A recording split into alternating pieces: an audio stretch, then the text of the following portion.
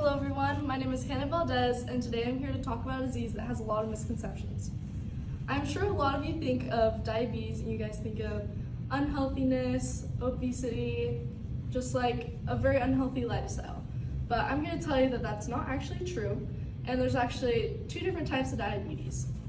Only 8% of people with diabetes have type 1 diabetes, whereas 90% of people with diabetes have type 2, which is where the generalization comes from.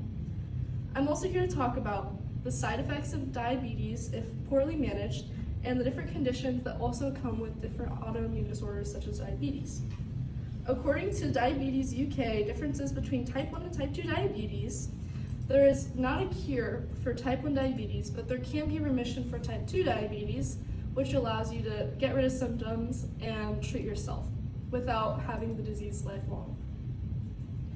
There's also a big difference in the pancreas, whereas in type 1 diabetes, it is an autoimmune disease, which means that it is like your pancreas pretty much just shuts down and can't produce insulin anymore, whereas with type 2, you just build up insulin resistance, usually from eating too much or an unhealthy lifestyle. Also, type 1 diabetes is very much prevalent in people with like genetic disorders, so it has more to do with your hereditary, family history than just like your lifestyle and stuff that you do on a daily basis. Next, I have side effects. So according to Mayo Clinic, type 1 diabetes symptoms and causes, there are several different diseases you can get from poorly managing your type 1 diabetes.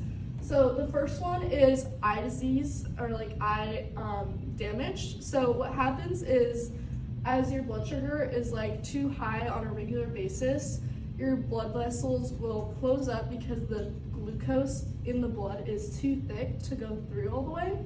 So what happens with your eyeballs is the veins in your eyeballs will like grow and sometimes they'll pop, and it makes vision like a lot worse. Another thing that can happen is in the liver, same thing. So as we can see, the same thing kind of happens with the liver. So, kidney.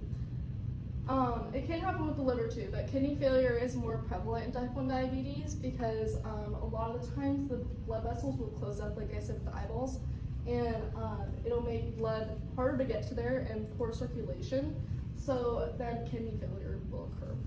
Another one that's really common among diabetics is like nerve damage or like damage in your feet or legs because like I said, the circulation gets worse and it causes a lot of people to get nerve damage and other side effects like that.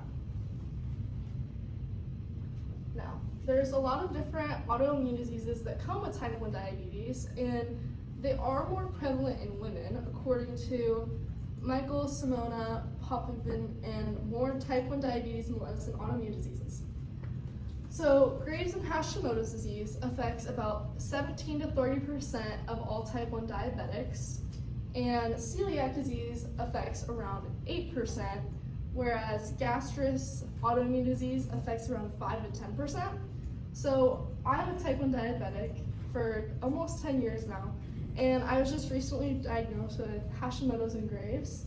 And basically what it is it's a thyroid autoimmune disorder where because your thyroid produces hormones, and it's either an under or an overbalance in hormones, and it can cause a lot of different symptoms. Like right here, I have bruises that it's just one of the symptoms. It's like discoloration in skin. And then another one is just like severe fatigue.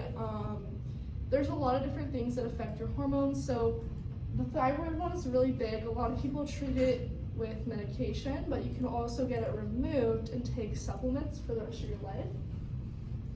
I also have celiac, so I have 4 autoimmune diseases, not the best, but celiac is basically where the lining of your stomach, you have celias, and essentially whenever you eat gluten, they can become more irritated and your body can't really handle it, and it can't absorb the nutrients from the food that you eat.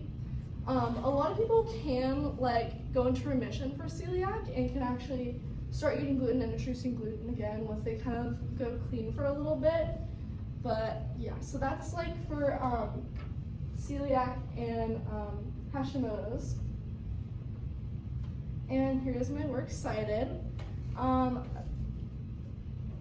just want to say, so whether or not you know a lot about diabetes or you know little about diabetes, just make sure that you're not making assumptions about everybody, because everybody has a different, just like different things going on in their body, and yeah.